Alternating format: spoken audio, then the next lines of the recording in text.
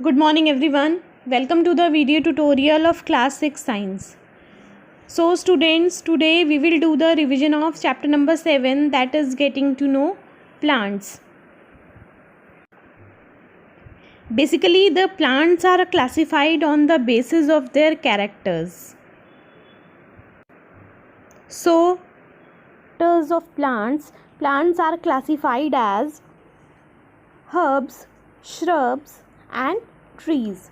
So first of all we will discuss about herbs, then we will discuss about shrubs, and after that we will discuss about the trees, right? So what are herbs?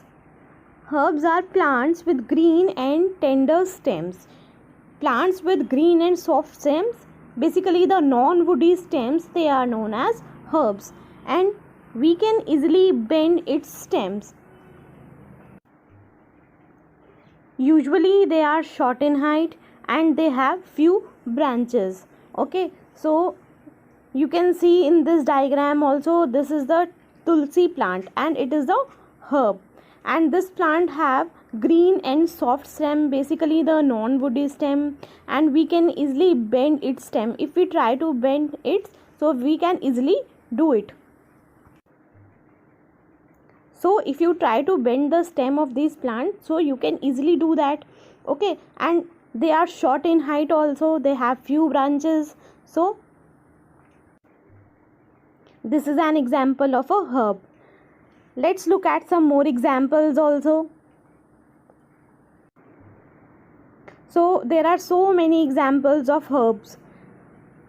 Pudina or the mint plant, coriander or dhania plant, tulsi plant, grasses, spinach or palak, wheat plant, all of these are the examples of herbs.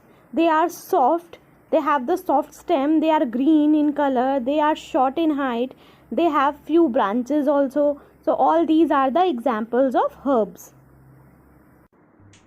Now let's see some more examples of herbs. Okay, so these are some more examples of herbs. Tomato plant, wheat plant, rice plant, ginger, carrot, tulsi, spinach, coriander or dhania, pudina or mint. All of these are the examples of herbs. We will now study about shrubs. So what are shrubs? Shrubs are taller than herbs but shorter than trees. So shrubs are the plants that are taller than the herbs but they are shorter than trees. The stem branching out near the base close to the ground, and the stem is hard but not very thick. So the shrubs are taller than herbs. Yes, they are taller than herbs but they are shorter than trees, and the branching start near the base or close to the ground. Yes, you can see in this diagram also, the branching starts near the ground or close to the ground, and the stem is hard but not very thick. They have the hard stem but they do not have very thick stems. Okay, so let's see some examples of shrubs. So the China rose and the Duranta are the examples of shrubs. You can see in this picture also, these China rose and Duranta have the size taller than the herb but they are shorter than the trees. Okay, so they have the woody stem but they are not very thick, and you can see here also the branching start near the base or close to the ground. Okay, so now let's see some more examples of shrubs. Yes, so these are the examples of shrubs. Jasmine, China rose, lemon, bougainvillea, all these are also the examples of shrub. Okay,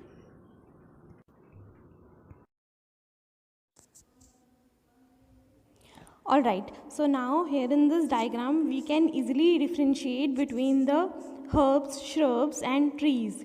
Okay, so these small green soft plants are known as herbs. Okay, these are shrubs. They are woody but and have thick stem, but they are smaller as compared to the trees, and they are taller as compared to the herbs. So these are shrubs, and these taller ones are the trees. Okay, so these small plants are known as herbs, which are green and have soft stem.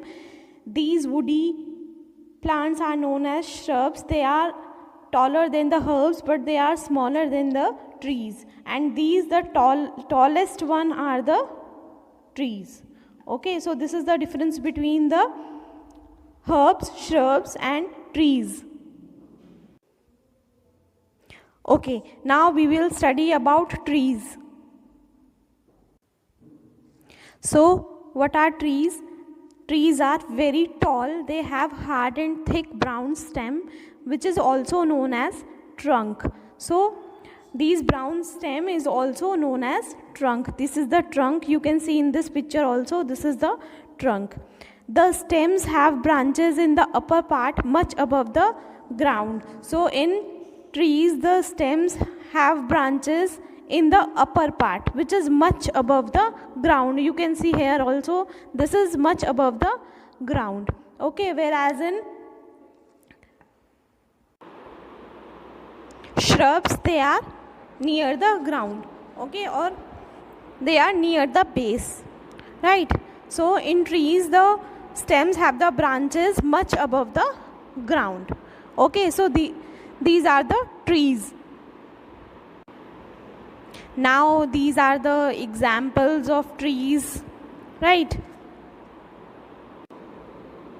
There are so many examples of trees, like the mango tree, the apple tree, the jamun tree, peepal tree, banyan, coconut, neem, pines. All of these are the examples of trees. Okay, so now we know what is the difference between the herbs, shrubs and trees. Herbs are the soft and small plants which are green, and they are easily bent. If we try to bend the stem of the herbs, we can easily do that. And the shrubs are the taller than the herbs, but they have the woody stem, but they are smaller than the trees, whereas the trees are the tallest one. Okay, so now we can easily recognize the herbs, shrubs and trees. All right. So in this picture, we can easily differentiate between the herbs, shrubs and trees.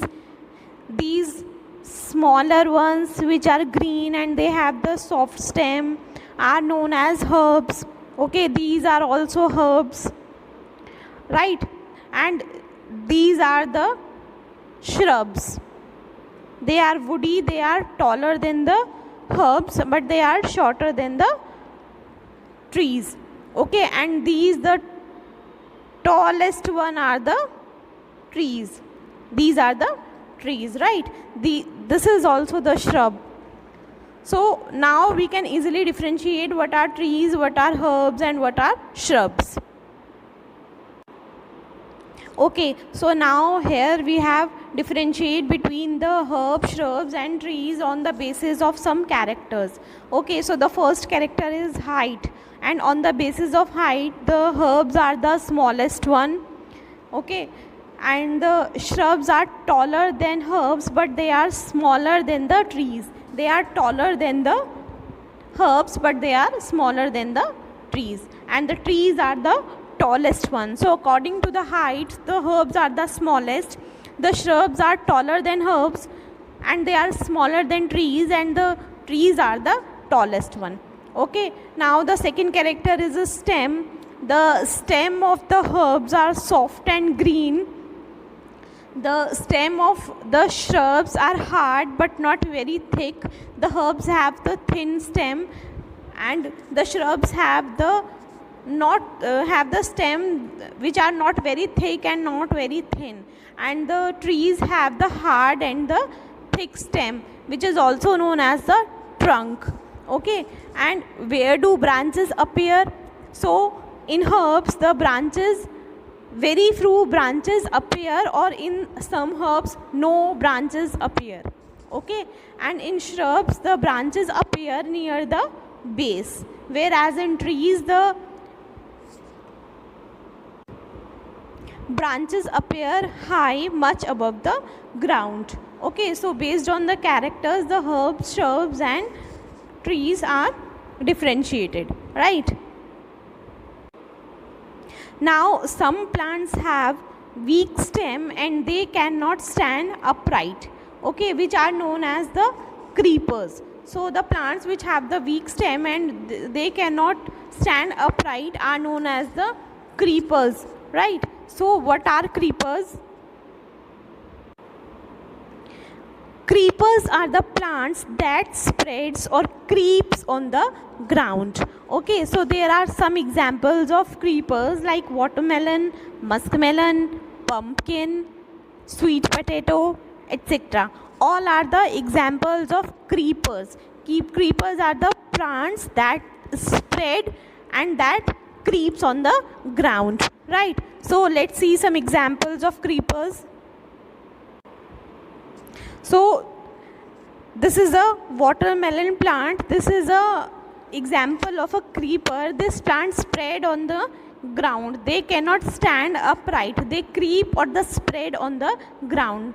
This is the example of watermelon plant. Now this is the pumpkin. This is also a creeper which creeps or spread on the ground, right? So the next one are climbers.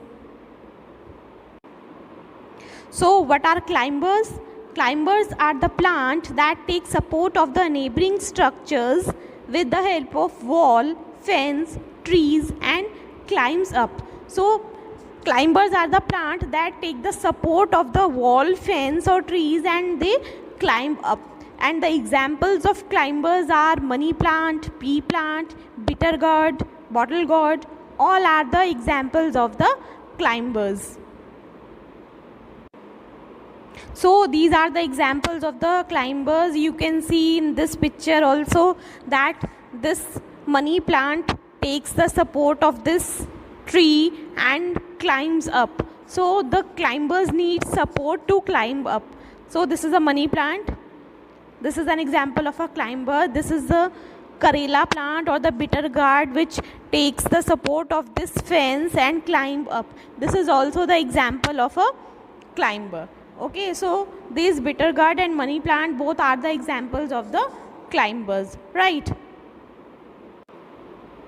Now we know that what are herbs, what are shrubs, what are trees, what are climbers and what are creepers, and we can easily differentiate between them. Okay, so now we will move forward with this chapter. The next topic of this chapter is parts of a plant. Okay, so now we will study about the next topic, that is parts of a plant. So we all know that the plant has so many parts like the stem, flowers, leaves, roots, fruits, buds. All are the parts of a plant, but in this chapter we have to study them in detail. Okay, so the part of the plant which is below the ground is known as the root system, whereas the part of the plant which is above the ground is known as the shoot system. Okay, so first of all we will discuss about the shoot system, and after that we will discuss about the root system. Okay, so this is a shoot system. The shoot system has different parts like stem, leaves, flowers, fruits and buds are also the part of the shoot system. Okay, so first of all we will discuss about the stem. Okay, after that we will discuss about leaves, and at last we will discuss about the flower. right? So what is the stem? Stem holds the plant erect or upright. This is the stem. Okay, so the stem bears the leaves, flowers and the fruits. So the stem holds the plant erect, and stem bears so many parts like leaves, flowers and the fruits. The stem carries water and minerals from the soil to different parts of the plant through special tubes called as xylem. So what is the function of stem? Stem perform two main functions. First one is the stem carries the water and minerals from the soil to the different parts of the plant through the special tubes called as xylem. Okay, and the next one is the stem also carries the food prepared in the leaves to different parts of the plant through the special tubes called as phloem. Okay, so now let's discuss about the xylem and the phloem. So we all know that the roots will absorb water and minerals from the soil, and this water and minerals is transported to the other parts of the plant through the xylem or by the xylem. Okay, xylem are the small tubes or the special tubes which transport the water and minerals to the other parts of the plant. All right. So this one is xylem. And what is the main function of xylem? The function of xylem is the transportation of the water and minerals from the soil to the other parts of the plant. So this xylem, these are the special tubes, they transport the water and minerals from the soil to the other parts of the plant. Okay, now the next one is phloem. Phloem transport the food from the leaves to the other parts of the plant. Okay. So we all know that food is prepared in the leaves by the process of photosynthesis, and the food prepared by leaves is transported to the other parts of the plant by these stems. These stems have the phloem, or they have the special tubes which are known as the phloem, and the phloem help in the transportation of food to the other parts of the plant. Okay. So this one is the phloem, and phloem helps in the transportation of food from the leaves to the other parts of the plant. Now I hope you have understood the functions of the xylem and the phloem and the difference between the xylem and the phloem. The xylem transport the water and minerals from the soil to the other parts of the plant, whereas the phloem transport the food from the leaves to the other parts of the plant, right? So now here is an experiment to show that the stem conducts water. Okay, so what we have to do, we have to take a glass, fill it 1/3 with water. What we have to do, we have to take a glass and we have to fill it 1/3 with water. After that, we have to add a few drops of ink to the water. Here we have taken the red ink, right? So what we have to do, we have to add a few drops of ink to the water. After that, we have to cut the base of the stem of the herb and we have to put it in the glass, right? We have to leave it for some time and we have to observe it on the next day. So what will we observe? That we observe is the color of the flower has changed. Okay, so if we have to keep it in the glass and we have to keep it undisturbed for one day, the next day if we observe it, we will observe that the color of the flower will change, or the color of the flower has changed. Okay, so why is it so? Why the color of the flower has changed? The color of the flower has changed because the water moves upwards through the narrow tubes inside the stem of the plant. Okay, that is why the color of the flower has changed, right? So this experiment clearly shows that the stem conducts water. Okay. So now we have one more example here. Here we have taken the white rose stem. We have dipped in the white rose stem in the blue ink, and after few days what we observe is the color of the flower changes to the bluish. Here this is the white flower, and here the color changes to the blue, or it looks the bluish in color. Okay, why is it so? Because the stem conducts water, and this water move upwards through the spatial tubes called as xylem, and that is why the color changes from the white to the bluish. Okay, so now we know that the stem conducts water. Let's move forward. Now we have discussed about the stem. The next topic of the shoot system, or the next part of the shoot system, is leaves. Okay, now we will discuss about the leaves. So what is a leaf? A leaf is a flattened green colored structure which arises from the nodes of the stem or its branches.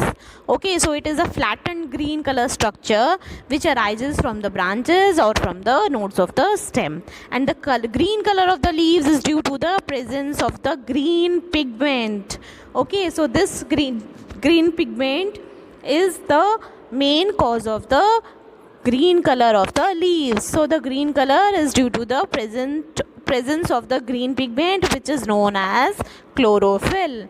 Okay, so the leaves are of different shapes and size. They have different thickness, they have different growth patterns also. You can see in this picture also, all these leaves are of different variety. They have the different shapes, they have the different sizes, they have different thickness, and also they have the different growth patterns.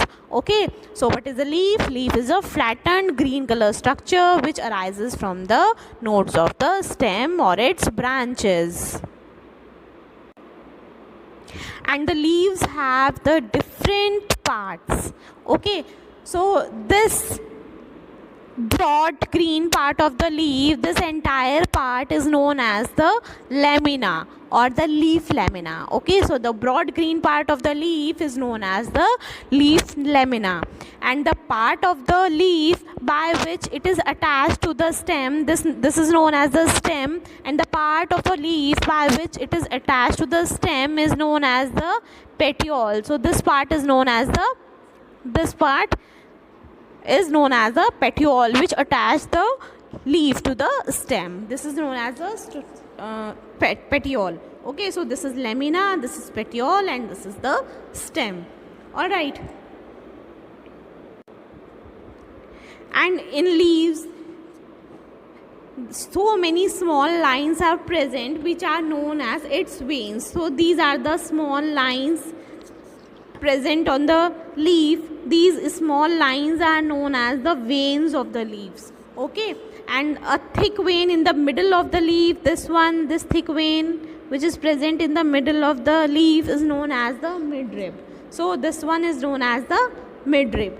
All right, so these small lines are known as the veins, and the thick vein is present in the middle of the leaf is known as the midrib. So now we know that the leaves have different parts. Okay, this part is known as midrib. This entire green part is known as the leaf lamina. These small lines are known as the veins, and this part which attaches the leaf to the stem is known as a petiole. So these are the different parts of a leaf.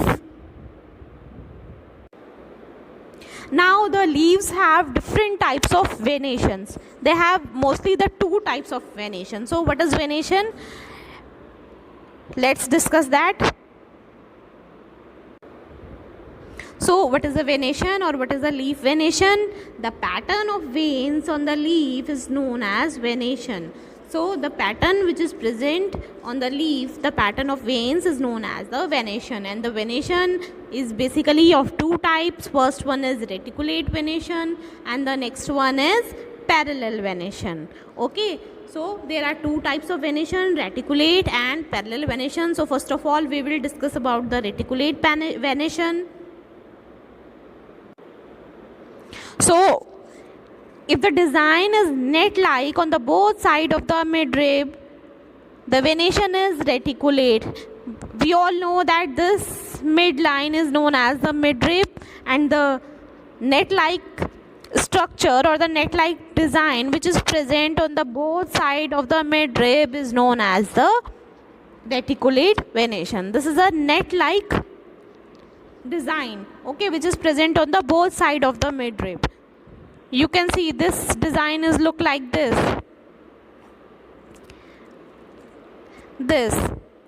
These are the small veins, okay.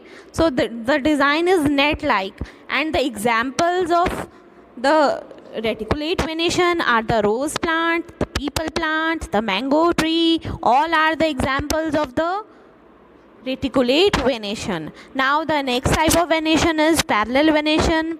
If the design made by veins is parallel to one another in a leaf is known as the parallel venation. So this is the example of the parallel venation. Here the venation is look like this, okay. These are parallel to each other, okay. So this is known as the parallel venation, and the examples are grass, wheat, maize, banana. All are the examples of the parallel venation. So if the design is net-like on the both sides of the midrib, the venation is reticulate, and if the design is made by vein is parallel to one another, so that is known as parallel venation, okay. So you can see here also, this is the example of reticulate venation. Here the net-like design is present on the both sides of the midrib. So these are the examples of the reticulate venation. Now let's see the example of the parallel venation. Okay, so these are the examples of the parallel venation. In these designs are these veins are parallel to one another, okay. So in this case they are vertically parallel to one another, and in this case they are horizontally parallel to one another. So these are the examples of the parallel venation. Now we will discuss the two important functions of leaf. First one is photosynthesis, and the second one is transpiration. So what is photosynthesis? Green plants make food by the process of photosynthesis using carbon dioxide and water in the presence of sunlight, okay. So photosynthesis is the process in which the green leaves make food by the help of carbon dioxide and water in the presence of sunlight, and with the help of chlorophyll also, okay. And what is transpiration? Transpiration is the process in which the leaves give out excess water in the form of vapors through the process of transpiration. So what is transpiration?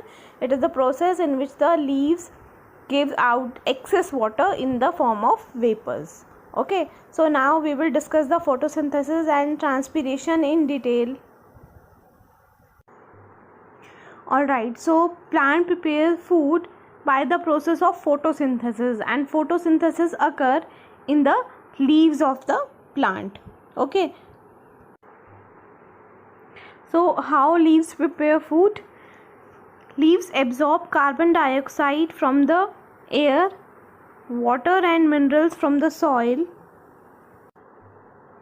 and with the help of sunlight and in the presence of chlorophyll.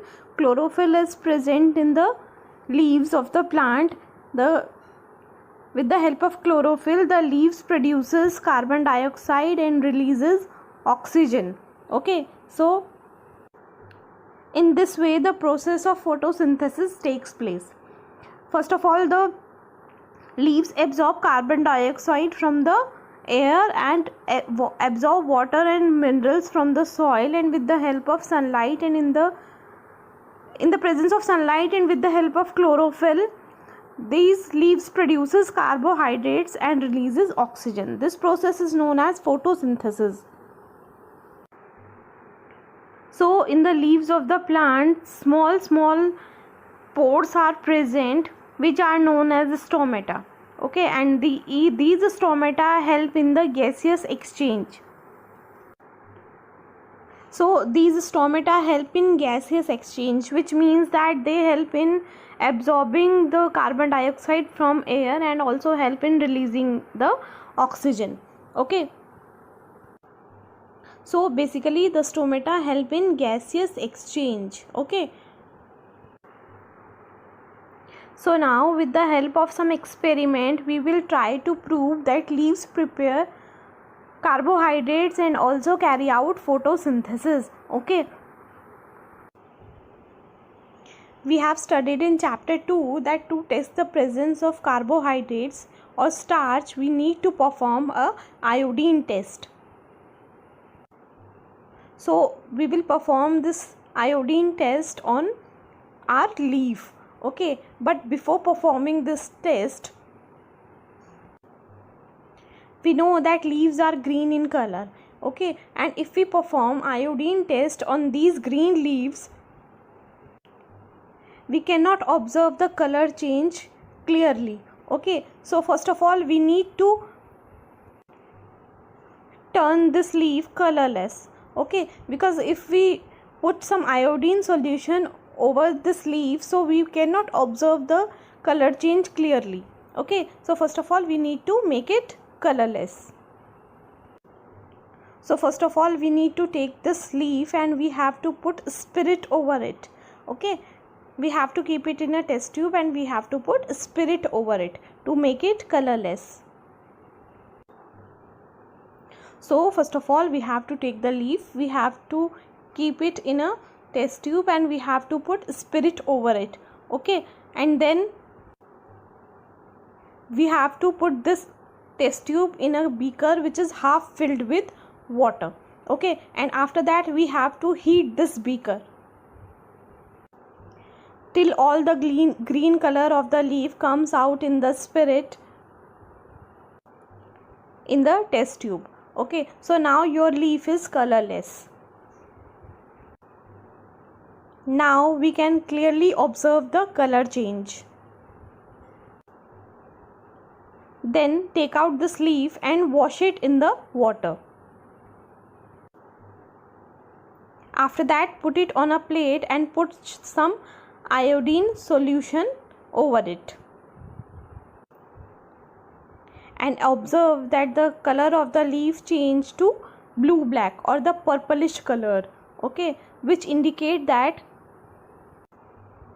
leaves contains starch. Okay, so this experiment proves that leaves contain starch. Okay, but this experiment doesn't prove that leaves carry out photosynthesis. Okay, so we need to perform a test or we need to perform an experiment which clearly proves that leaves carry out photosynthesis. So for this you have to take a plant and you have to keep the plant in dark room for 1 to 2 days so that all the starch present in the leaves gets consumed. After that cover a part of leaf with black paper like this and keep this plant in sunlight. And then you will perform the same iodine test on this leaf and you will notice that the part of the leaf which is covered with the black paper remains green by the iodine test, and the rest of the part which is not covered turns blue black in color after the iodine test. So what does this indicate? This indicates that the part of the leaf which is not covered by the paper, they in the presence of sunlight carbohydrates, but the part of the sunlight the part of the leaf which didn't get the sunlight, okay, doesn't carry out the process of photosynthesis. So that's why this part which is covered with blue black paper remains green in color and it doesn't change its color. Okay, So it shows that there is no starch present over here. Okay, so this proves that leaves carry out photosynthesis only in the presence of sunlight. Okay, so we will now study about the most important function or the next important function of leaf, that is transpiration. All right, we know that roots will absorb water and minerals from the soil, and some of the water is absorbed by the plants during the process of photosynthesis. Okay, so some water is utilized and the excess water from the leaves will transpire in the form of vapor. So leaves will transpire excess water in the form of vapor, and the process is known as transpiration, right? So now we have to do an experiment to show that the leaves do transpiration. Okay, so now we have to do an experiment to show that leaves do transpiration. So what we have to do, we have to take a medium size and well watered plant, and we have to remove all the leaves of one twig of this plant and cover this twig with polythene bag. Okay, like this.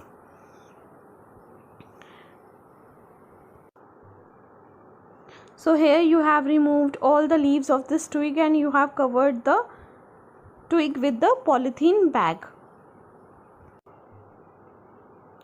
Now cover any other twig with leaves with polythene bag also. So we have covered this part also with polythene bag. Okay, and this part, this time we don't have to remove the leaves from the twig.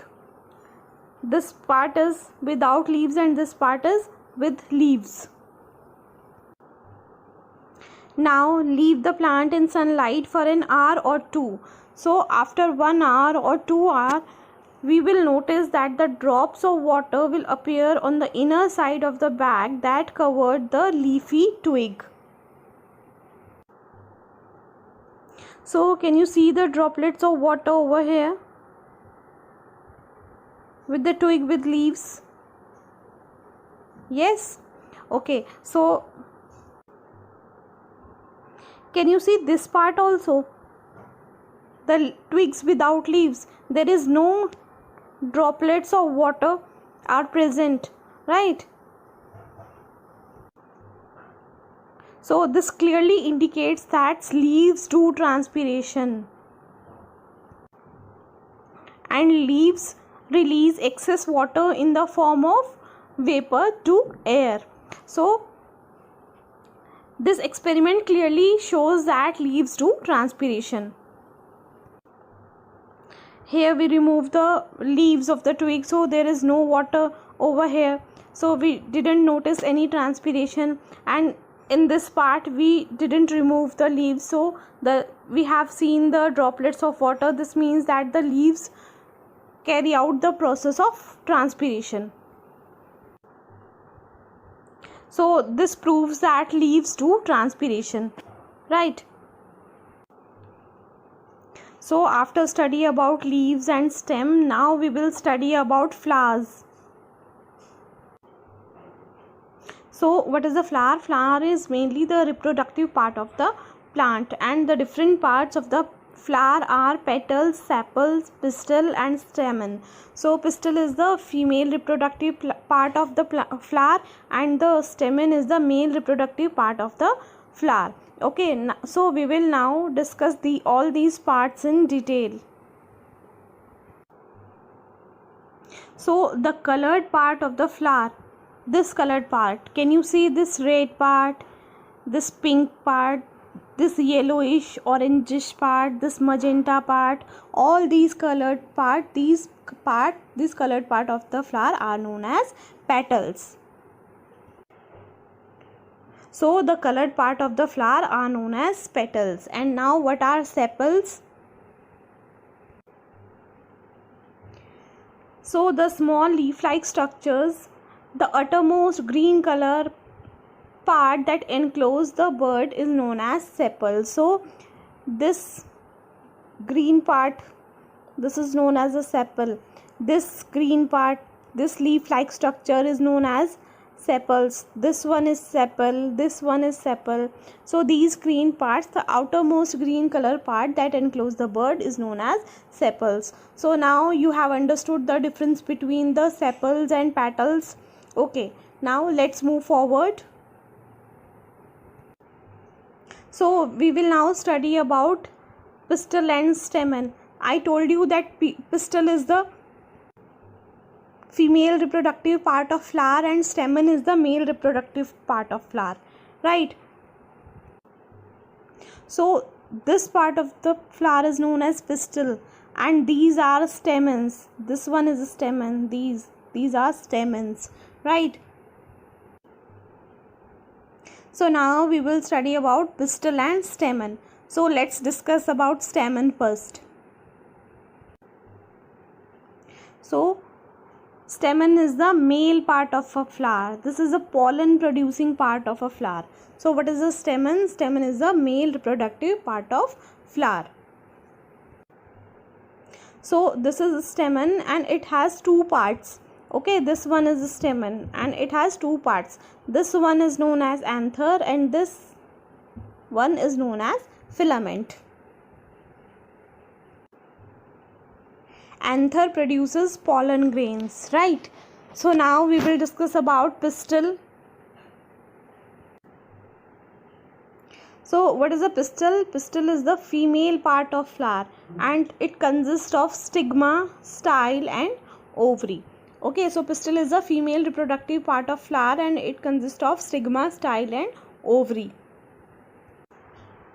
So this part of the flower is known as stigma. This is a style and this is ovary. Okay, so see this diagram. This part is known as pistil.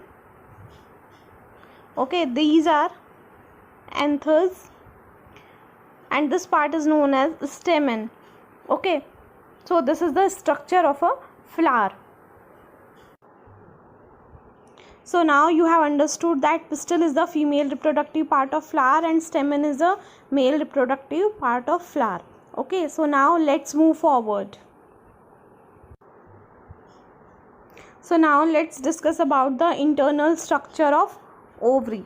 Okay, so this is the ovary and ovary is the lowermost or swollen part of the pistil. This part is known as ovary and if you cut out this ovary, so you will see that some bead like structures are present inside the ovary. Okay, so these are the bead like structures which are known as ovules. Okay, and these ovules are present inside the ovary.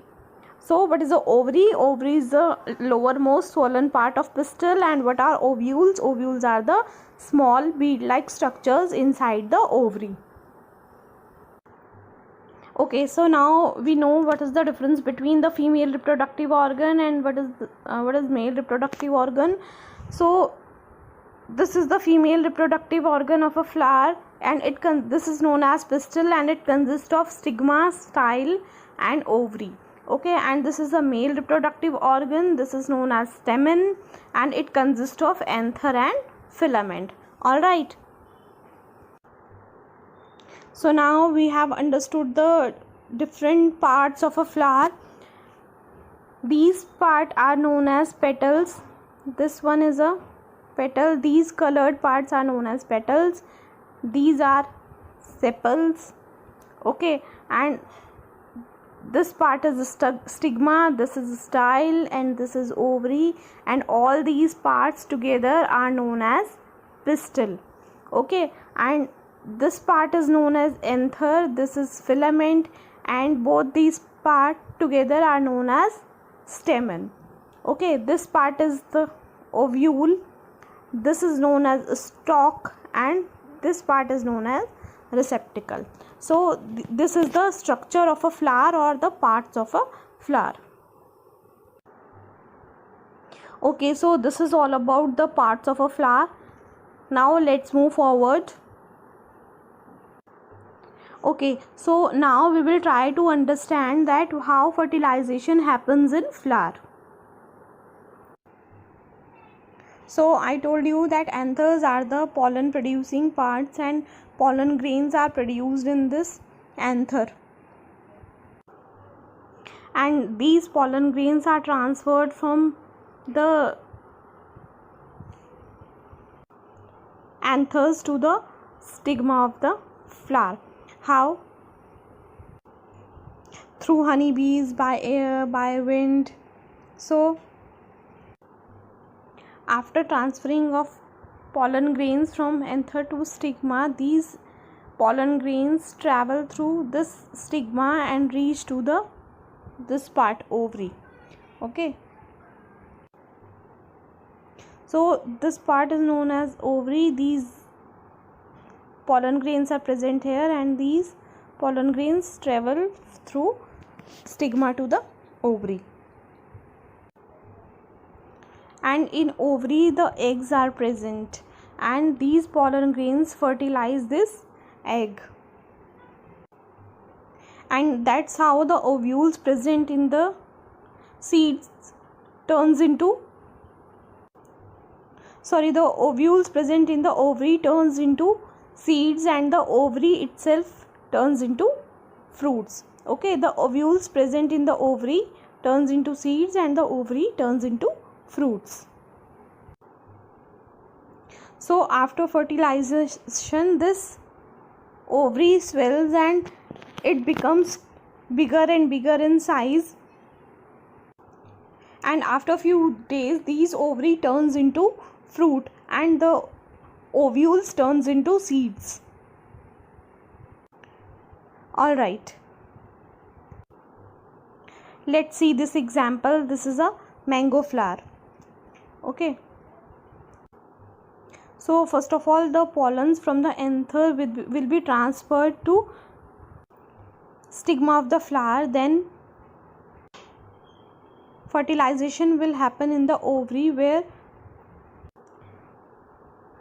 the pollen grains will fertilize the eggs present in the ovary, and after fertilization the ovary swells and it will become bigger and bigger in size and turns into a fruit, and ovules turns into seeds. So this is how the fertilization happens. So after studying about stems, leaves and flowers, now we will study about roots. So the roots help in holding the plants firmly in the soil. Root absorbs water and mineral from the soil and the stem transport these to other parts of the plant. We already know this, that the root absorb water and mineral from the soil and it helps in holding the plants firmly in the soil. Okay, so these roots are of two types. First one is tap root and the next one is fibrous roots. So what are tap roots? In this type of root system there is one prominent and long main root and a bunch of smaller lateral side roots that grow from this main root.